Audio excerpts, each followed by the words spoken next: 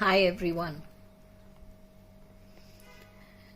You know, one of the things that we absolutely don't know how to do is listen.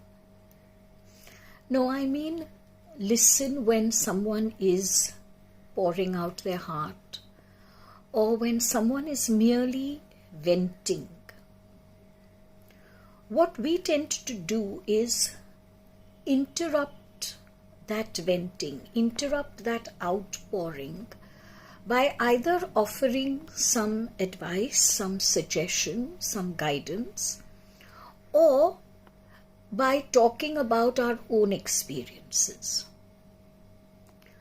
Both of these responses on our part, yes, they often come out of concern and love and affection, but what we are missing here is that maybe the only thing the person requires of us is a listening ear.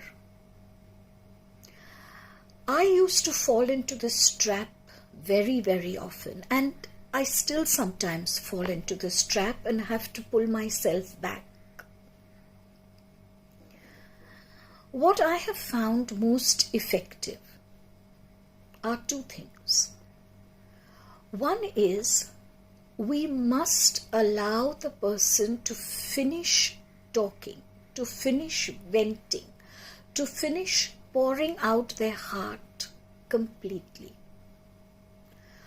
When they have done so, and we have not interrupted them before that at all, then all you need to do is to ask them, is there something I can do to help? Ask that question first. That will prompt the other person to give you a reply about whether they need you to do something, take an action, whether they need your guidance, or whether they just need a listening ear and a hug. And if they tell you that they do not wish to ask you for any other help except that of a listening ear, don't feel bad. Remember, the art of listening with a heart that is full, listening with a mind that is non-judgmental, is an art that very, very, very few have mastered.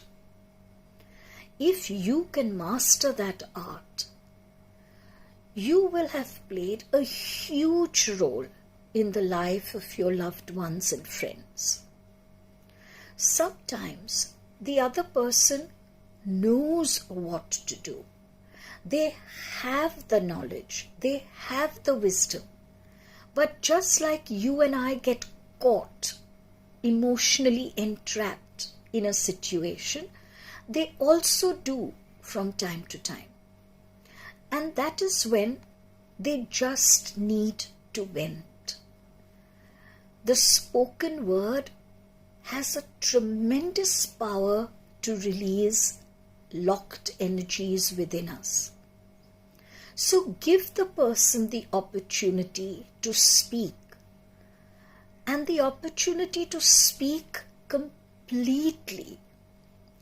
Do not jump in with your own experiences, with your own situations, with your own examples.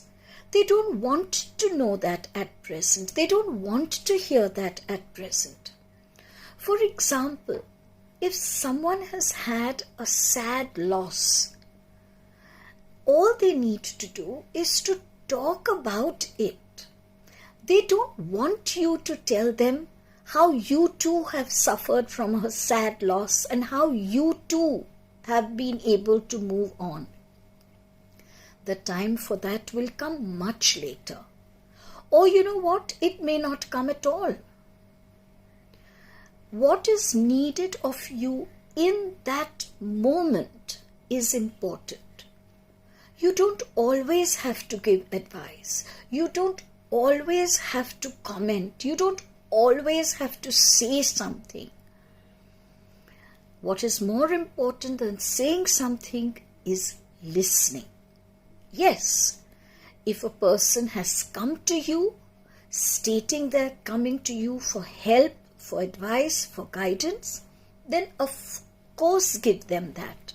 But even that has to be given only after they have completed speaking. Don't interrupt. Allow the person to empty themselves. That emptying will heal them more than anything that you have to say. This is a huge lesson that I have had to learn and that I still remind myself of from time to time. So I hope it shall help you too. Take care.